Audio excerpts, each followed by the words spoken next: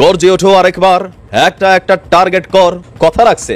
আমি আগেই বলেছি যে তবে জবাব যে এইভাবে দিবে সেটা কিন্তু আবার ভাবি নাই। তবে আফসোস কাকুর অবশ্য ধৈর্য বেশি, কিন্তু তারপরেও যেটা মারছে মোটামুটি 3 হাত 3.5 হাত। আর নাম উঠে এসেছে এবার কার? 1000 সাংবাদিক এক জায়গায় করলে একটা ইলিয়াস হোসেন হবে না। আমি মনে করি ইলিয়াস হোসেন এবং পিনাকি ভট্টাচার্যকে বাংলাদেশের মাটিতে এনে ওদেরকে রাষ্ট্রীয়ভাবে সম্মাননা প্রদান করা রাষ্ট্রীয় সরকারের নৈতিক দায়িত্ব। ইলিয়াস হোসেন আর পিনাকি ভট্টাচার্য এরা সাংবাদিকতার ইতিহাসে বাংলাদেশের আকাশে উজ্জ্বল নক্ষত্র হিসেবে চিহ্নিত হয়েছে। আসিফ নজরুল সাহেব একই সিদ্ধান্ত নিলেন, একই সুখবর দিলেন আমাদের জন্য, যুবক সমাজের জন্য একটি দারুণ তথ্য দিলেন উনি। জাতিসংঘের মহাসচিবের বাংলাদেশ সফর চলমান, এর অনেক উপকারিতা প্রফেসর ইউনূস পাবেন। ডক্টর ইউনূসের ইমেজ বৃদ্ধি পাচ্ছে, ডক্টর ইউনূসের ক্ষমতা দীর্ঘমেয়াদে টেকসই হওয়ার ইঙ্গিত আমরা পাচ্ছি।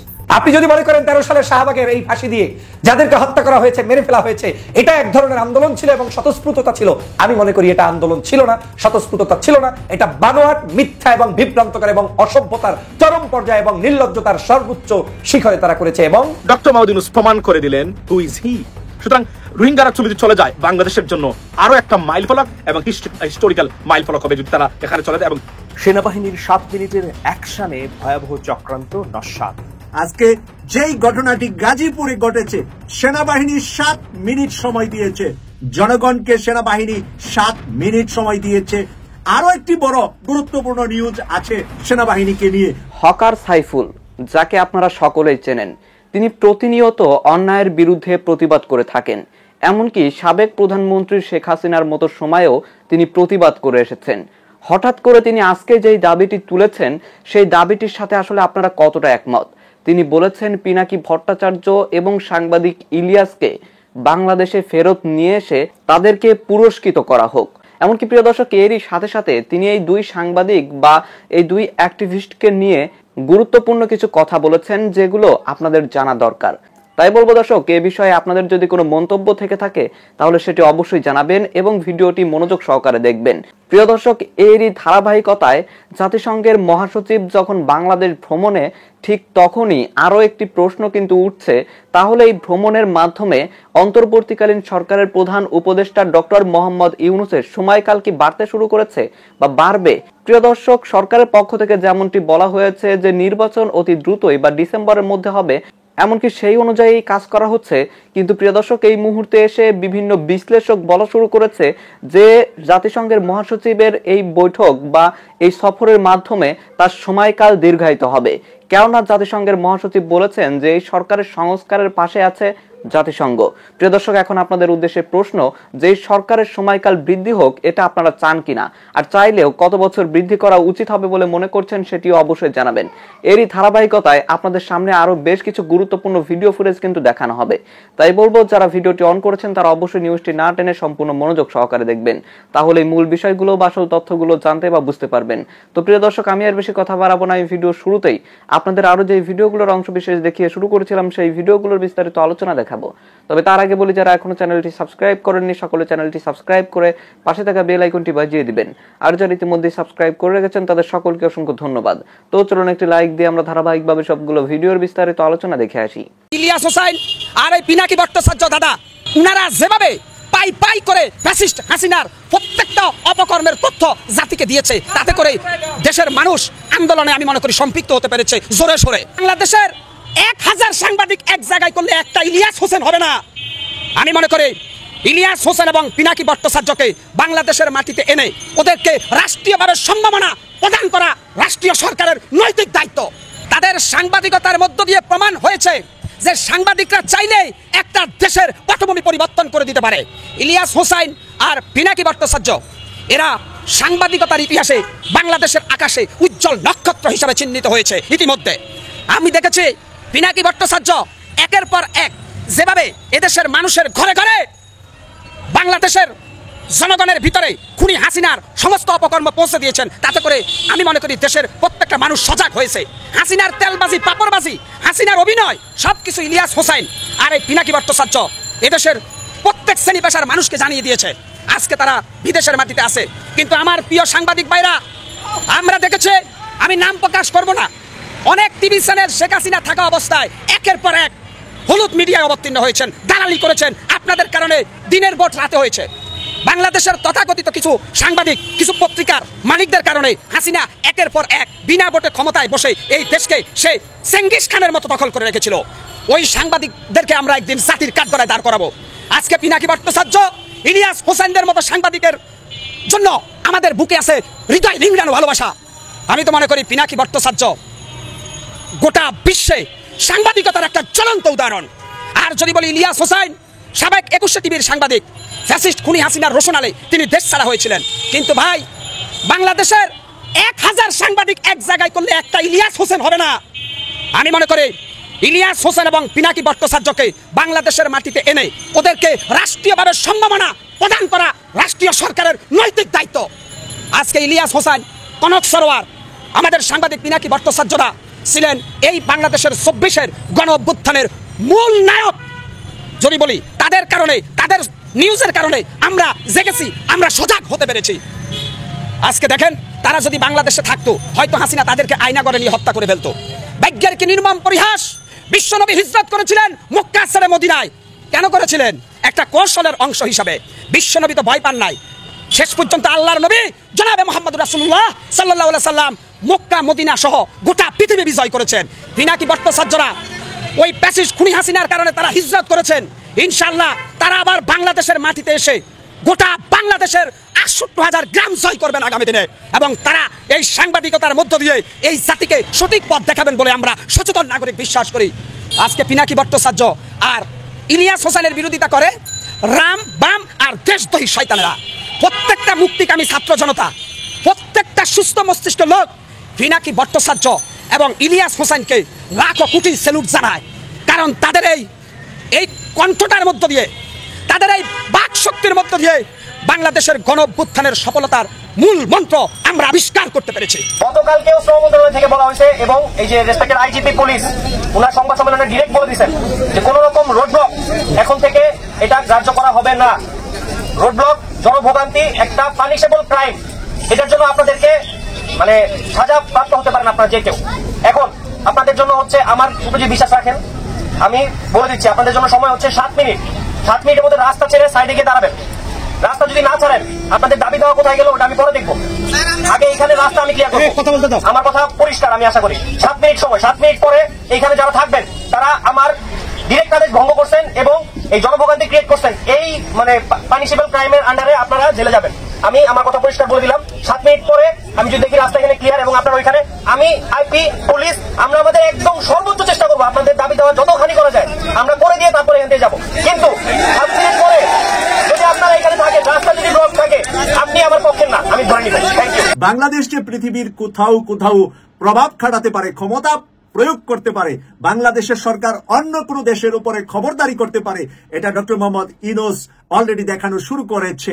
আরাকান রাজ্যে নতুন রাজ্য ঘোষণার জন্য, আরাকান একটি দেশ ঘোষণার জন্য আজকে আমাদের সেনাবাহিনীকে আরাকানের জনগণের পাশে থেকে আরাকানে গিয়ে আমরা আরাকান দখলের মতো আমরা কিছু তথ্য, কিছু নিউজ ইতিমধ্যে পাচ্ছি যে বাংলাদেশের সেনাবাহিনী আরাকান বিজয়ের জন্য আরাকানে গিয়ে আরাকানের জনগণের পক্ষে কাজ করবেন। এবং সেই কথাটা, সেই কাজটা আমরা আজকে দেখতে পেয়েছি।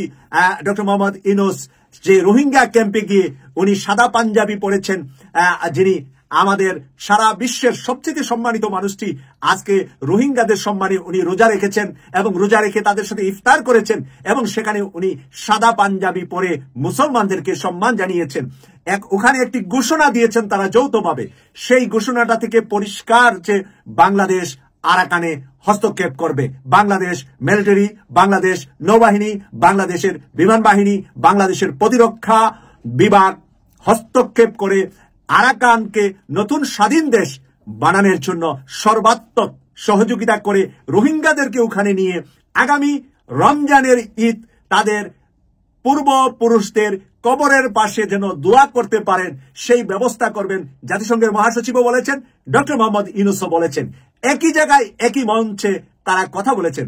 রোহিঙ্গারা আগামী ঈদ, তারা আগামী বছর, ওনার বিস্তারিত বক্তব্যের ভিতরে আসছে যে এবছর তো আর ঈদ করা সম্ভব নয়, সময় হাতে কম, তাই আগামী বছর তোমরা ঈদ করবে তোমাদের জন্মভূমিতে, তোমাদের দেশে, তোমাদের মাটিতে, তোমাদের পূর্বপুরুষদের কবরের পাশে তোমরা ফাতেহা পাঠ করবে।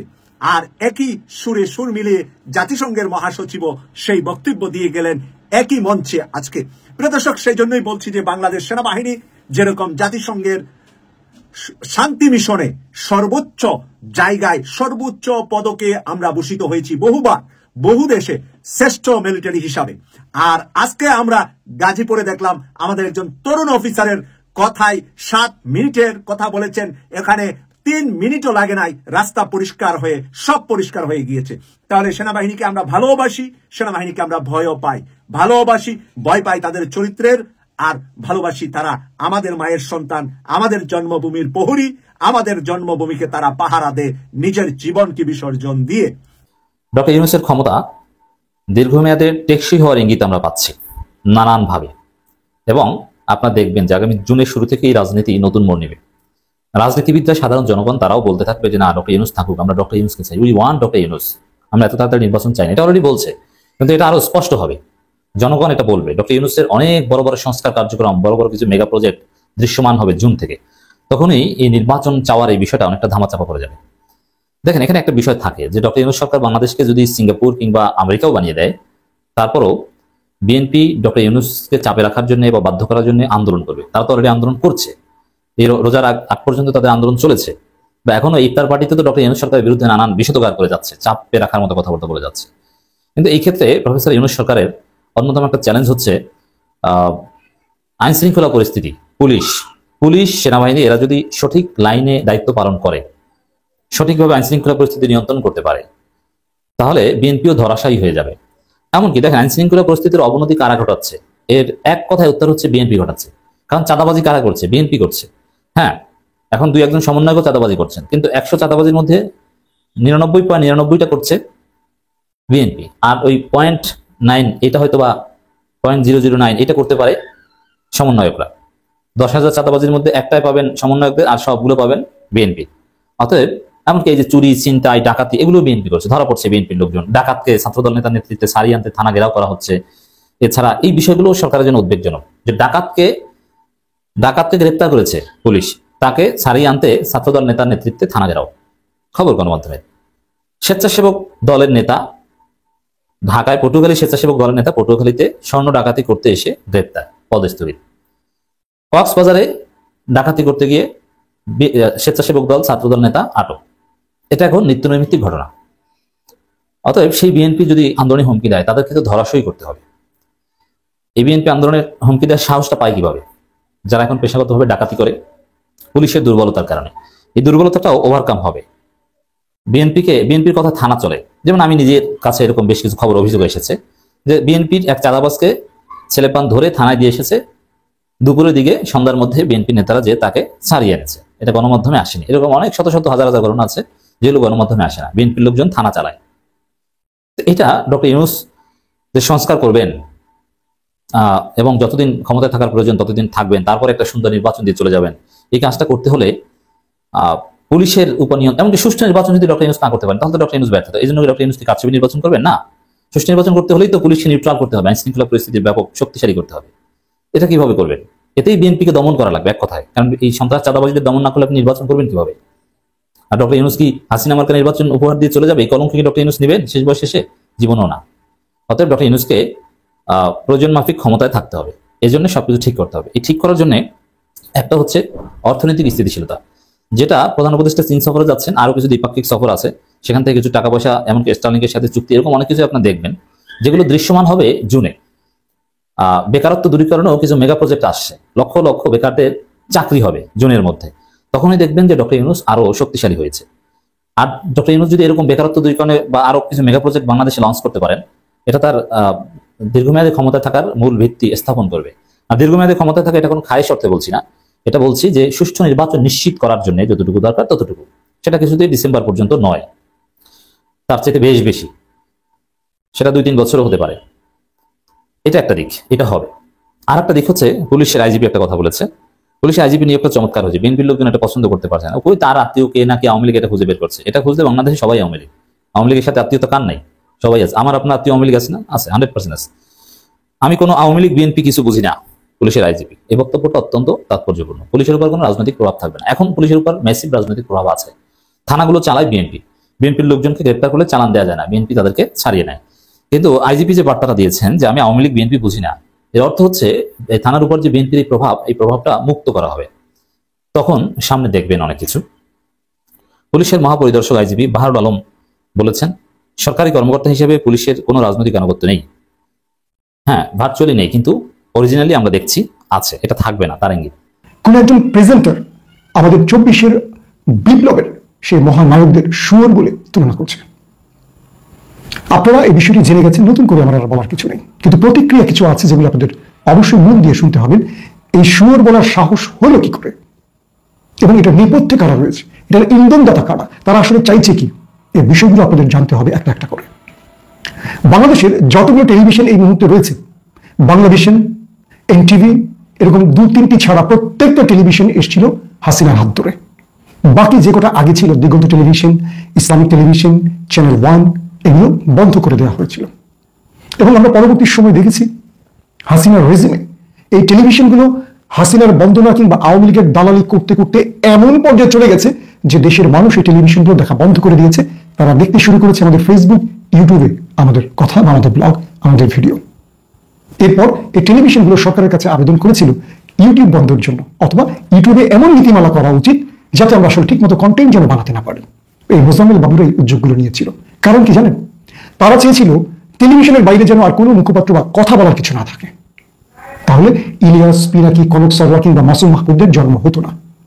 দর্শক, হাসিনা 5 তারিখে চলে যাওয়ার পর আমরা দেখেছি আওয়ামী লীগের প্রথম সারির নেতারা আত্মগোপনে চলে গেছেন, বড় সংখ্যক নেতারা চলে গেছেন ক্যান্টনমেন্টে।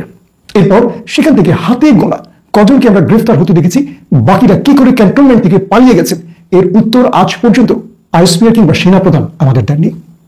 যাদের বিরুদ্ধে মামলা হয়েছে, যাদের বিরুদ্ধে মামলা চলমান, তাদেরকে কি করে ক্যান্টনমেন্ট থেকে ছেড়ে দেওয়া হলো, এখন পর্যন্ত কজনে কোন ক্যান্টনমেন্টে রয়েছে, এই ব্যাপারে সেনাবাহিনীর কোনো বক্তব্য আমরা পাইনি।